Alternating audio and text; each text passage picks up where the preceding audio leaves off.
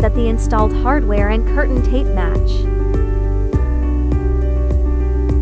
If you already have hardware, please confirm if our tapes fit yours.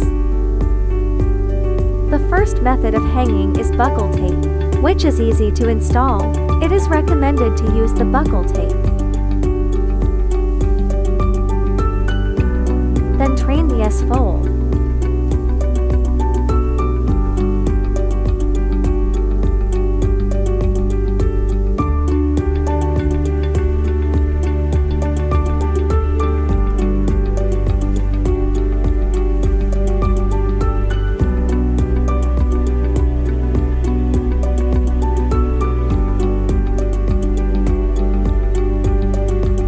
The second method of hanging is button tape.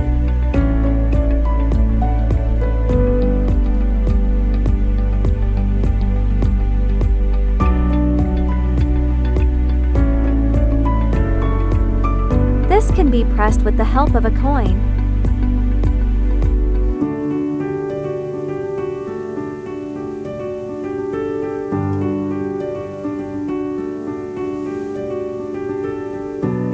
Then train the S-fold.